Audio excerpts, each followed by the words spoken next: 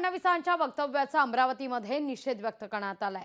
छायाचित्रकार संबंधित केलेल्या वक्तव्याचा निषेध व्यक्त करण्यात आलेला आहे। छायाचित्रकार कृती समितीकडून निषेध व्यक्त होतोय।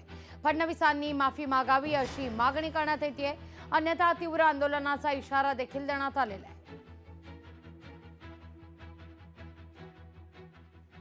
देवेंद्रजींनी मला असं वाटते की ते वक्तव्य याच्यासाठी केलं की कॅमेरा हा पारदर्शक असते, त्याच्यामुळे कदाचित फोटोग्राफर जर हा मुख्यमंत्री झाला हे यांच्यासाठी याच्यासाठी अडचणीत येईल की यांचा संपूर्ण भ्रष्टाचार ह्या कॅमेराच्या माध्यमातून उघडकीस येणार। म्हणून मला असं वाटते की देवेंद्रजी फडणवीस यांनी असं वक्तव्य केलं आणि देवेंद्रजी फडणवीस यांनी तातडीनं संपूर्ण महाराष्ट्रातील छायाचित्रकार बंधूंचं भगिनींचं तातडीनं माफी मागावी, अन्यथा हे आंदोलन कुठल्या स्तरावर जाईल आणि याले सर्वस्वी जबाबदार आदरणीय उपमुख्यमंत्री देवेंद्रजी फडणवीस हे राहतील।